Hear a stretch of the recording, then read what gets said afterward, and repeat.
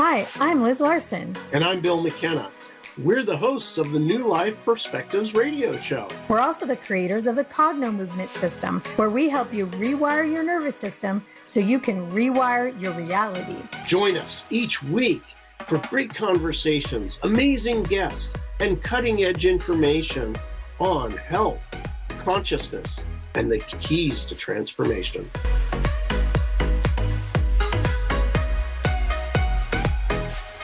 Hey everybody, welcome to the show. I'm Liz Larson and I'm here with my friend Bill McKenna. Hey Bill McKenna, thanks for being here with us today. Today we are talking about a subject that is on everyone's brain. Brain aging, brain health. It is a massive, massive subject. So we'll get into what you can do about it, some real answers, but also some whys. Why is this happening? And there is a massive secret people don't know that you have available. It's a body part. Here's a hint that you can use. Before we dive in, I really want to let everybody know this is the UK Health Radio Network. Bill and I are in the United States. However, we're coming to the UK. We will have one of our practitioner trainings, the live portion of our practitioner training in London, the first week of June. If you've dreamt about becoming one of our practitioners and don't yet, haven't signed up for the program, don't yet have your basic programs, get in there, reach out to Leah at info@cognomovement.com so that you are qualified to come this June in London. All right, Bill McKenna, why do you think that brain health is such a massive topic right now and really a multi-billion dollar industry? Ultimately, it controls everything. Every aspect of your life is fundamentally controlled and connected with your brain, your finances, your relationships, your balance. You know, as you age, a lot of people have really fears around their balance, you know, and they have fears around driving and fears around what's going to happen to them. And really what it comes down to is that the old way was you get older and your brain shrinks and your cognitive declines. And that was the old way of thinking. And a lot of people, by the way, this is a paradigm. And we're going through a paradigm shift. It no longer has to be that way. There are things you can do that will actually change it. You know, Cognomovement is really like yoga for the brain. Well, I know that sounds like yoga for the brain. You can't physically exercise your brain. You know, you think about doing puzzles, but they're mental. You know, you think about doing math, but it's mental. There is a way that nobody knows to do yoga for the brain, physical exercise for your brain. How could that be possible? I can't massage my brain. I can't get in and work it. But tell them, Liz, where and how can people physically exercise their brain? Well, actually, physical exercise, walking, lifting weights, exercise itself is good for the brain. So with Parkinson's patients, this is a degenerative brain disease. Walking, if they can get in a regular walking pattern where they relearn how to walk, so mobility, your physical body has a lot to do with this. When they relearn how to walk properly and walk daily, it's a fast-paced walk, they can actually reduce their symptoms. It can look like they don't have symptoms as long as they keep up the exercise. So this is a clue. It's not the big clue we're going to give you today, but it's a clue. Keeping active, physically moving the body has everything to do with our brain health. But bigger than that, there's a big thing that happens as we age, something that stops moving is our eyes. Our eyes stop moving.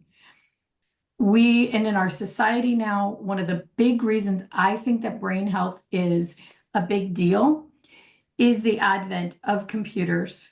Actually, TV started it, computers and cell phones, where our eyes are aimed forward and down all the time. We're just not flexing our eyes. We're not moving our eyes.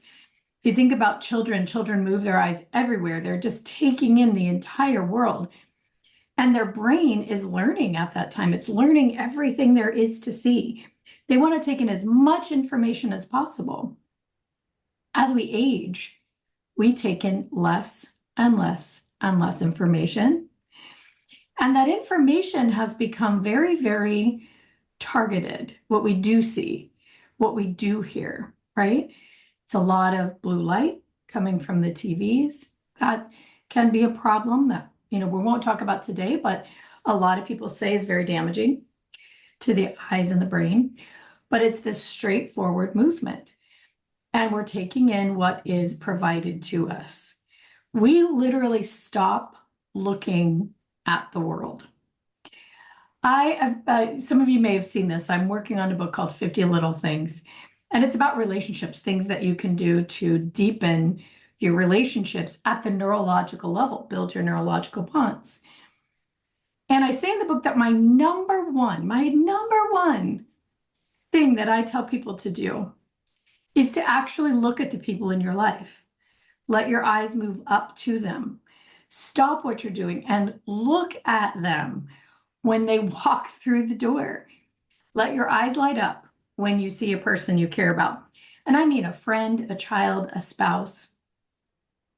If you start practicing this even for one day, purposefully stopping what you're doing and looking at the person that you care about and want to build a deeper bond with, you will notice how much you have not been doing it. We don't look up from our screens. We just don't. We talk to people while we're looking at our screens. Isn't that an interesting thing, Bill? Have you ever thought about that before? That's such an interesting thing. And it has, so much to do with our brain health.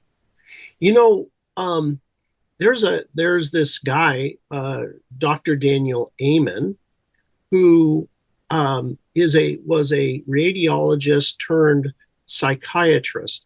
And what he said is that the psychiatry and all of that whole genre is the only part of the medical community that doesn't look at the brain, doesn't look at the organ that they treat, the brain.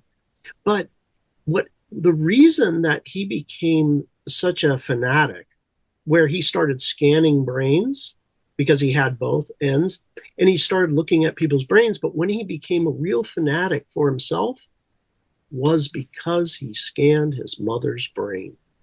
And he had a scan of his brain as well.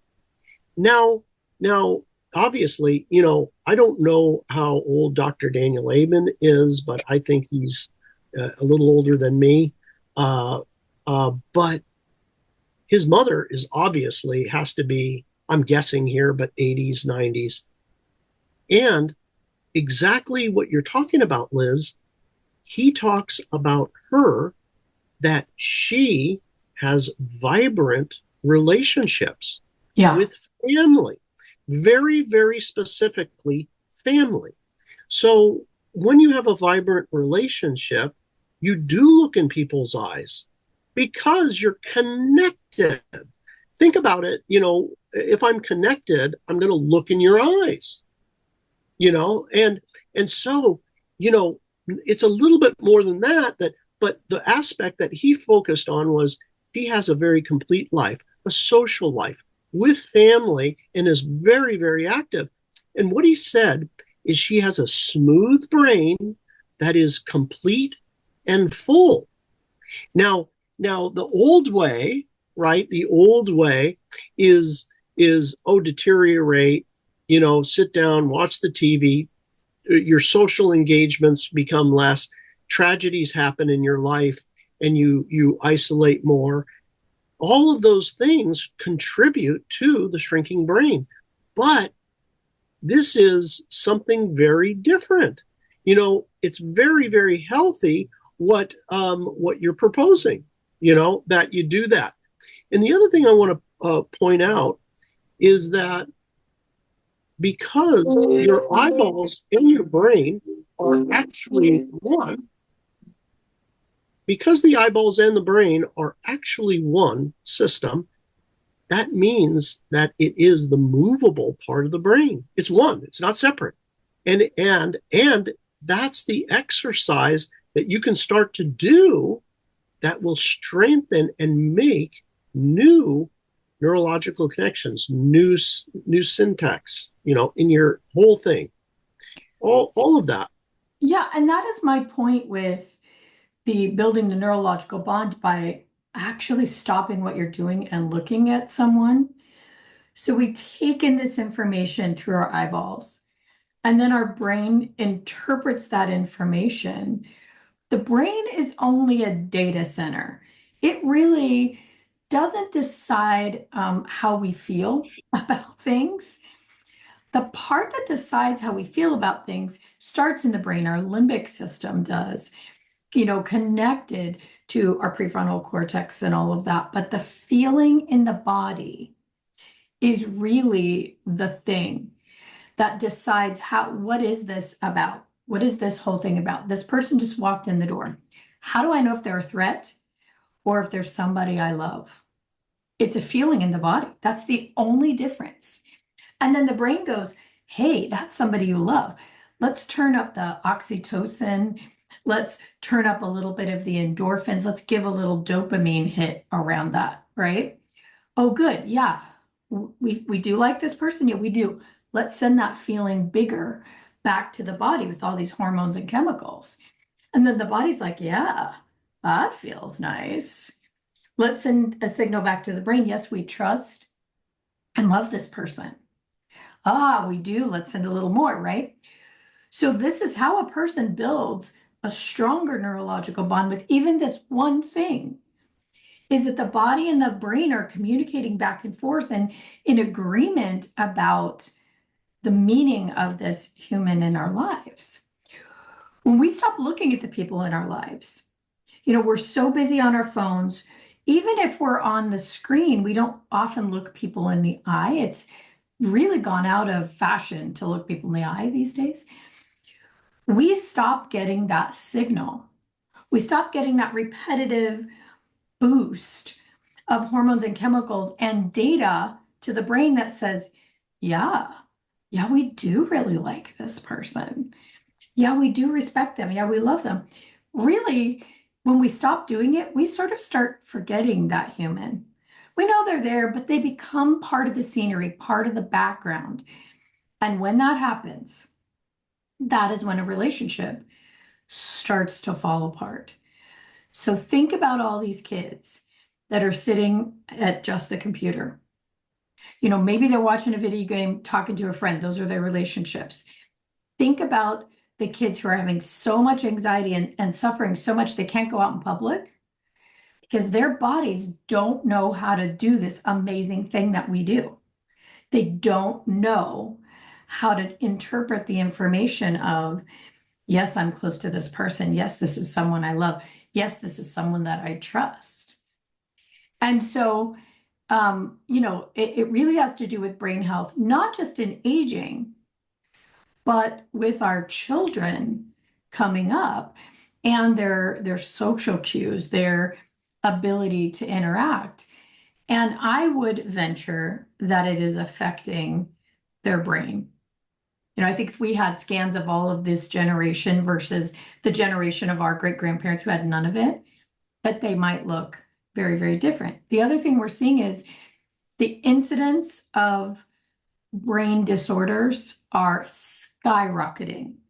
Neurological and brain disorders are absolutely skyrocketing per capita, on the planet, especially in the United States. I don't know about other places. And this could be one of the reasons we just have stopped moving our eyes. So let's take our quick break. Let's hear from the good folks at the UK Health Radio Network and the beautiful sponsors that make this all happen. And we'll be right back. Okay, everybody. And we're back. We're talking about the aging brain and brain health in general, and how some of this may start now in our society with younger people, and that it really disrupts our neurological bonds with other people. But it actually, here's the truth. We stop having access to our own brain, all of the brain that we have available. We stop having access when our eyes stop moving. So let's talk about some of the side effects of that, Bill. I want to start with the movement aspect, which becomes so important to aging people.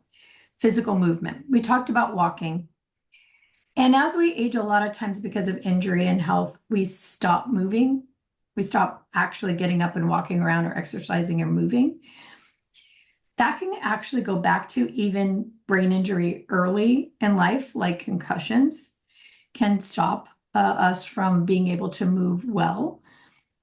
But what really happens is that when our eyes stop moving left and right, low to high, really taking in all the information, the brain starts making stuff up at an exponential rate. So our brains do this anyway. It makes up things that to save energy. Like, I think I know what's in this room right now, so I'm not going to expend energy actually looking at it and pulling in data, right? But when our eyes are so limited in range of motion, they stop actually taking in much less information, much less information, and start making up a whole lot more. Well, when you get up to move around and you're not actually seeing what's around you, you run into things, you trip over things, you fall. Then your eyes start looking downward because you're afraid to fall, right? You're watching your feet, you're watching the floor because you're afraid to fall, and you're taking in even less information. Well, then you stop moving around because you're afraid you're going to fall. Think about this. If you've ever known an elderly person who shuffles or has had a fall, this is their worst fear, right? So it just compiles on itself. And as it does, our bodies move less and less. And the information between the brain and body starts to slow, and we get shoulder pain. We get feet that don't pick up. We get spines that hurt. We get necks that are out of whack.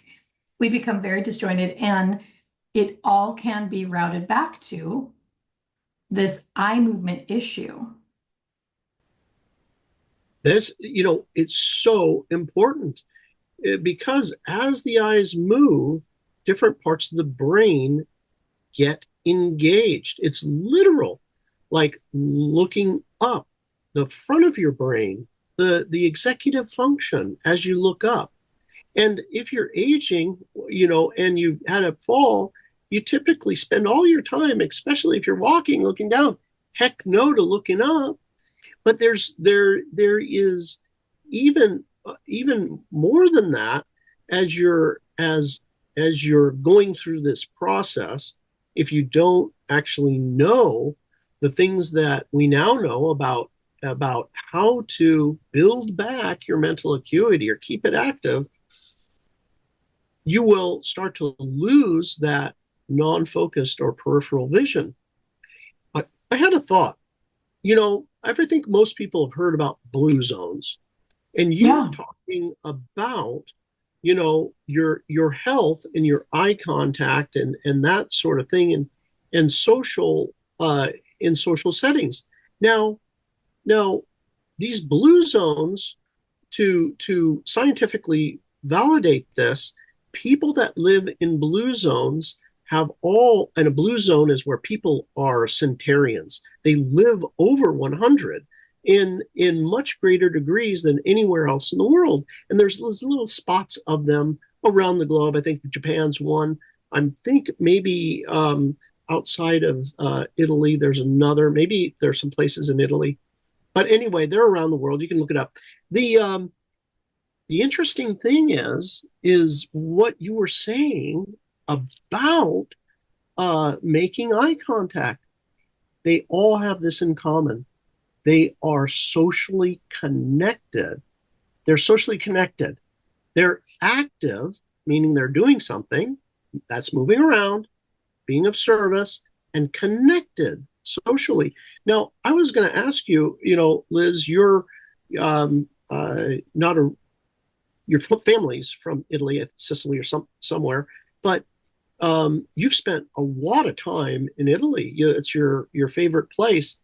And my question to you is, are they different over there socially? Do they do things differently? In the United States, get in your house, close the door, turn on the TV.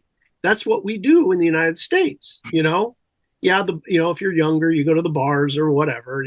But but tell us about Italy and what it's like over there. Yeah, they are much more socially connected.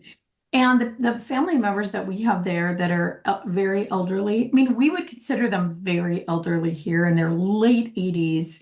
The ones that I know, one of them is still a sculptor. Every day he goes out and works in his studio and creates these beautiful sculptures. Like he is so physically active. His wife is a biological gardener, an organic gardener, and she makes food. But what happens with them is when you walk into their house, everybody greets them. Like those are the rules. You don't walk in without greeting. You don't walk in with your eyes down. You're going to look them in the eye and they're going to kiss you on both cheeks and probably hug you as well, right? Then they're going to stand and chat with you with one hand on your shoulder for a few minutes, likely. So greeting people is extraordinarily important there. You run into an old friend, you're going to kiss on both cheeks and probably stand with one hand, looking them in the eyes, chatting. You see men standing on street corners with one has their hand on the other shoulder. They're very quite close, talking, looking eye to eye. Their elderly people are very highly respected. They are an integral part of society. Like they are valued by their families. They still have big roles in their families. They're still taking care of kids or cooking food. A lot of times families will all gather at home for lunch. Like this is a big deal there. And the grandmother may be the one who cooks for everyone. And that's her job. She's looking forward to everyone coming home. Everyone's going to come see her. In the States, our elderly people are much, much more isolated and have much less of a role in most people's family. So for them, this is true. They are active in general. Some things they do, like in the evening in the summer at 10 o'clock at night, they've had finished dinner and they go out for promenade. They wander around chatting with people. And I've seen people who are elderly and maybe can't move around. Maybe their legs don't work so much anymore. And where are they? They are sitting out on their stoop in a chair. In the morning, everybody's going to get their bread or going to get their meat or heading off to work, and everybody greets that person. They're still a really active part. And then in the evening, there they are again. They may not be able to move around, but everybody comes by and greets them. So it makes sense to me that their brains are much more lively and much more active. The other thing is their food has a lot less toxicity. That's a whole nother subject. But in those areas, Italy, Sardinia, Sicily, they don't allow things like GMO or other kinds of toxicity. Their food is cleaner. But I suspect that the social aspect and this aspect of their eyes looking and moving and seeing and engaging has a tremendous amount to do with it. You also, this is another aspect, and here on this program, we're caring for the entire human. And Liz has just an extraordinary set of skills beyond this Cognomovement, where she's very familiar with chemicals, natural chemicals, and one of those chemicals, we had a discussion with someone recently, and I heard your talk on olive oil and the brain. Tell us about that.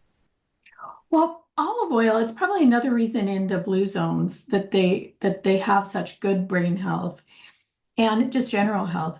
But olive oil, oil in general, good, healthy oils, really feed your endocrine system, your glandular system. It keeps everything lubed up, you know? And also, the brain is mostly fat. The organ itself is made of fat. That's why people like eating monkey brains and other animal brains. Ah, But our ah. brain gets adapted to utilizing sugar, which is what it really likes. But the fat is very, very, very important. And we've gotten to low fat diets since somewhere in the late 70s. I think we started a low fat diet. We started cutting butter out, butyric acid, and butter is very, very healthy for the brain. So these are some of those things that as American society, we don't even think about it. We just think of calories in oil. We stop remembering that these are real nutrients that actually make our bodies work. And so, yeah, well, olive oil and oil is a very important part of health. And I always think of Sophia Loren. You know who Sophia Loren is? Very famous actress, Italian actress. And I think she's still alive, but she stayed very, very beautiful, into her into her 80s. And people would ask her, "What do you use? What's your secret?" And she said, "Olive oil. I use olive oil every day, every day in the food." And it's shocking how much olive oil Italians use in general. I mean, in my house, we use a lot of it, but it does keep the skin looking much younger. And your skin is a really good um, yellow canary about your brain and your health. If your skin is vibrant and healthy, you know that the inside of the body, the brain is going to likely look like that as well. It's not always the truth, but very often it is. So anyway, that's an interesting thing about olive oil. This is such a valuable insight, for everybody, globally, to know that there's something not only can we do from what we eat, but also to begin the physical process of rewiring your brain, or at a minimum, keeping it really active. You know, um, One of the things that I really love about the work we do is taking somebody from a hopeless situation. Mhm. They're on a shut in. They feel feeble. They have problems, getting around, or maybe they are too afraid to drive anymore, and build back their mental acuity and their physical performance, where it turns back the clock of time. It's really not rocket science. It is science, but it's not rocket science. It's just like at any age, you can build up your bicep. Yeah. Do it with your brain, with the part of your brain that moves, your eyeball. Yeah, let's take our next break. And when we come back, let's talk about that. You brought up something about driving that I want to share with everybody why elderly people get so bad at driving, why this eye health, this utilizing your eyes makes such a big difference and can save a person's driver's license. So let's hear from the good folks at the UK Health Radio Network and our sponsors, and we'll be right back. All right, everybody, we're back and we're talking about brain health, aging, and a whole lot of other stuff. But Bill brought up driving. So I want everybody to picture an old person driving. This strikes fear in the hearts of all of us when we see it. But what do they look like? First of all, a lot of times they can't see over the steering wheel. That's a problem. But you see them with both hands with a death grip on the steering wheel. And what are they doing? They're leaned forward and they're looking straight forward, right? Everybody just flashed it in their mind. You have seen this. Locked neck. The neck is The, locked. the neck is locked, and they do not, they're gonna pull over in your lane, they're gonna pull out in front of you. But why? This has everything to do with what the eyes and the brain are taking in and the inability to move the eyes in a way that you can see everything. So what they say is people lose their license because of their hand-eye coordination and their slowed reflexes. But why is that? That's about the brain sending signals to the body and back, this back and forth communication, right? Well, what really starts to happen is that visual reference comes way, way down. We can only see, just right around our own face because the eyes are not moving. They've stiffened up, they've stopped being flexible, and the brain has stopped reaching for that information, like we talked about in the last segment, right?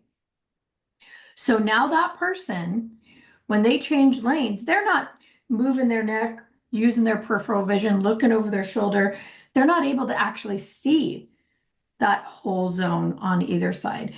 And so they're, for dear life, holding onto the steering wheel, hoping whatever is in front of them is not going to create a crash. If a person knew how to exercise their eyes so that they could regain that vision, regain the parts of their brain that have just fallen asleep, being able to move your eyes all the way left, up and down, all the way right, up and down, regaining that whole upper reference of vision, with the eyes up, all of a sudden, the brain and body start talking to each other again. We have seen it, you and I, Bill, right? People regain that ability to walk upright. Your mom's a huge example of this. They regain that flexibility and reflexes of a much younger person. They're not running into things, they're not falling, and driving it becomes natural and easy again, right? Exactly. Not shuffling their feet. They're not looking down at the floor. They're just walking like, a 30-year-old person. I'm looking Yeah. straight forward. I'm walking in the restaurant. It's just that simple. And the beautiful thing about this is confidence and independence. And really, with this, you're just simply building back your brain and brain connections. We had years ago, we had hired a lab, SciTech Labs, and done a study. This is actually on the website, and it showed that it was only, I think, a 45-minute session, something like that.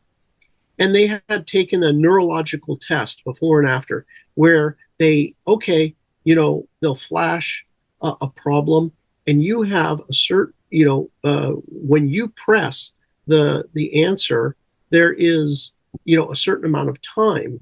They can measure it in milliseconds. How long does it take you from see the problem, physically react, and put in the answer? Well, the test, only after this short Cognomovement session, I think 45 minutes or something, where Liz had gone through the process of activating somebody's brain with these different eye positions and exercises in different ways, 30% better response. 30%. Imagine that. And it's only one time. Now, the beauty of this is what we know in neuroscience is that what fires together wires together. So it is repetitive, much like going to the regular gym where you're doing curls or whatever. If you exercise it more, the bicep gets bigger. Same thing with brain. If you just keep after it every day a little bit, you don't have to conquer the world in one day. You just keep after it bit by bit. And voila, your brain fills in with connections and, without trying, so many things that were related to the brain not having the connections just kind of fade away. And, there's a really curious thing as well that so many of the practitioners talk about, and that is that they feel joy and connected. Joy and connected. And we're not telling them to feel this. They do because it's a side effect. The brain filled up, got better, and now it's like, oh, well, I see you. Yeah, and not only do I see you, but I kind of like you, you know, in a good way. Yeah, that's a huge, huge side effect of this work is that people's relationships change. It's a whole nother topic, and maybe we'll talk about it next week, but people's relationships change when they start to move their eyes because you can now see another perspective. People don't realize that when you stop being able to take in the information in your periphery, if you stop being able to move your eyes, you also stop being able to see perspective, not, just with your eyes, visual perspective, but people's opinions. Older people always are accused of this, being set in their ways, right? That old curmudgeon, he's set in his ways. Why do you get set in your ways? It's because your brain is only taking in information in a singular way. You can only hear it a singular way. You can only see it a singular way. And you don't have this whole range of information and opinion that the rest of your brain has. We do an exercise called the 4 opinions of your brain. Your brain has thousands of opinions. But if you take a topic and you move your eyes downward, like you're going to look at your own chest, you access a part of your brain that has that kind of an opinion, the kinesthetic opinion, the body's opinion, the feeling state, right? If you move your eyes hard right, well, now you've got your left brain's opinion, which is a little more clinical, a little more linear, a little more mathematic for most of us. If you move your hot eyes hard left, now you've got the right brain, which is a little more creative, a little more interested, a little softer, a lot of times, a little less rigid.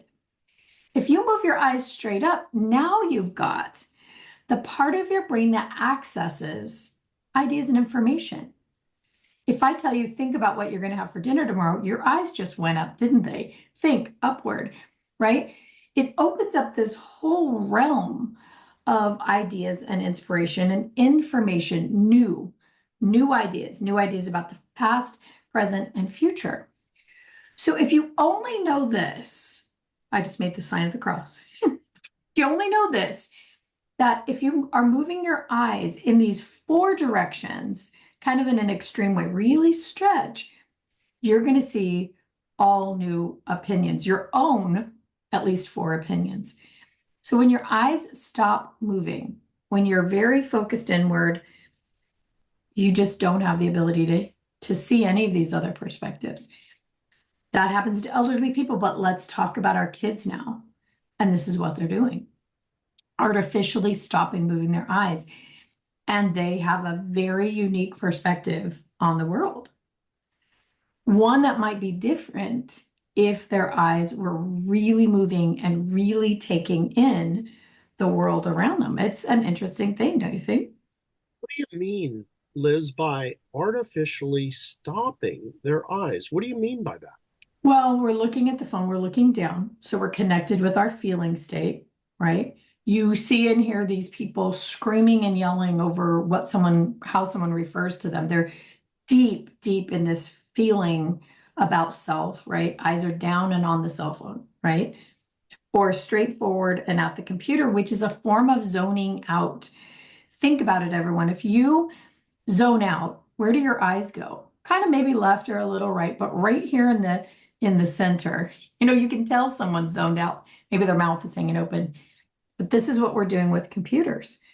So young people, teenagers, children, young adults, they would be out, in the light, messing around, playing games, riding bikes, throwing the ball, doing sports, all the things in life, doing cartwheels.